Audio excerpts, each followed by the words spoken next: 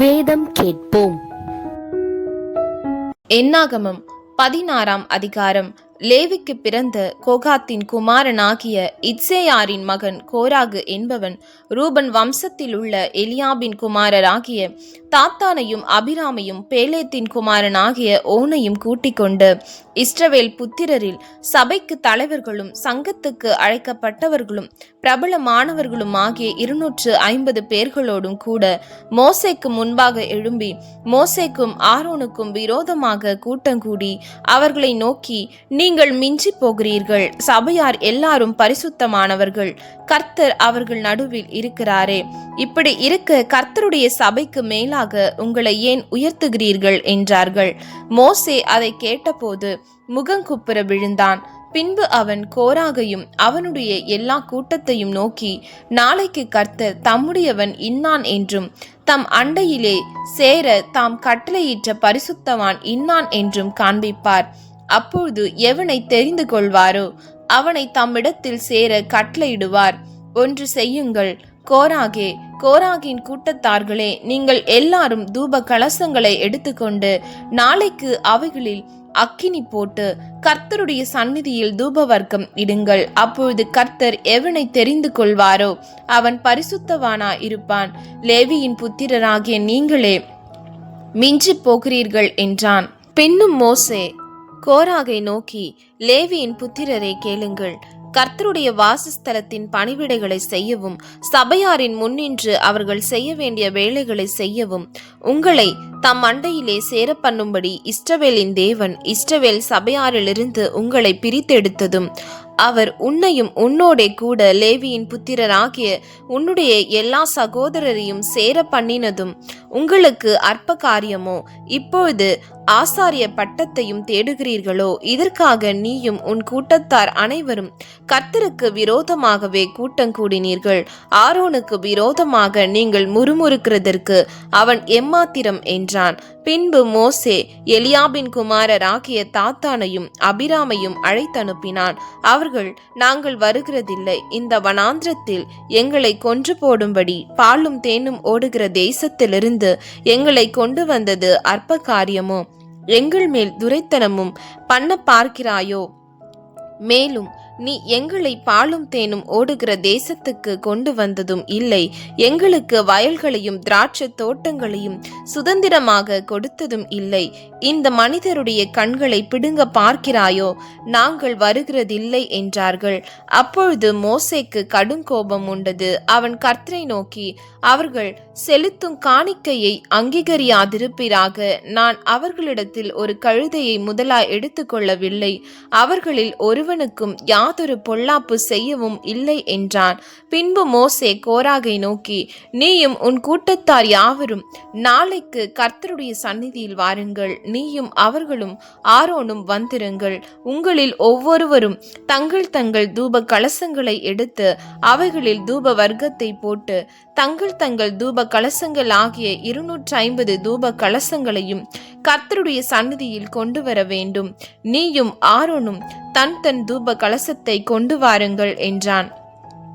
அப்படியே அவரவர் தங்கள் தூப கலசங்களை எடுத்து அவைகளில் அக்கினியையும் தூப வர்க்கத்தையும் போட்டு ஆசரிப்பு கூடார வாசலுக்கு முன்பாக வந்து நின்றார்கள். மோசேயும் ஆரோனும் அங்கே நின்றார்கள். அவர்களுக்கு விரோதமாக கோராகு சபையை எல்லாம் ஆசரிப்பு கூடார வாசலுக்கு முன்பாக கூடி வரும்படி செய்தான். அப்பொழுது கர்த்தருடைய மகிமை சபைக்கெல்லாம் காணப்பட்டது. கர்த்தர் மோசேயோடும் ஆரோனோடும் பேசி, இந்த சபையை விட்டு பிரிந்து போங்கள், ஒரு நிமிஷத்திலே அவர்களை அதமாக்குவேன் என்றார்.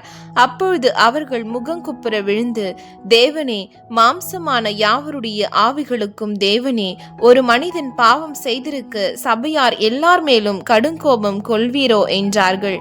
அப்பொழுது கர்த்தர் மோசே நோக்கி, கோராகு, தாத்தான், அபிராம் என்பவர்களுடைய வாசஸ்தலத்தை விட்டு விலகி போங்கள் என்று சபையாருக்கு சொல் என்றார்.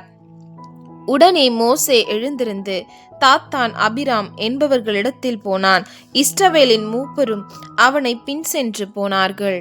அவன் சபையாரை நோக்கி, இந்த துஷ்ட மனிதரின் சகல பாவங்களிலும் நீங்கள் வாரிக்கொள்ளப்படாதபடிக்கு அவர்கள் கூடாரங்களை விட்டு விலகி அவர்களுக்கு உண்டானவைகளில் ஒன்றையும் தொடாதிருங்கள் என்றான். அப்படியே அவர்கள் கோராகு, தாத்தான், அபிராம் என்பவர்களுடைய வாசஸ்தலத்தை விட்டு விலகி போனார்கள்.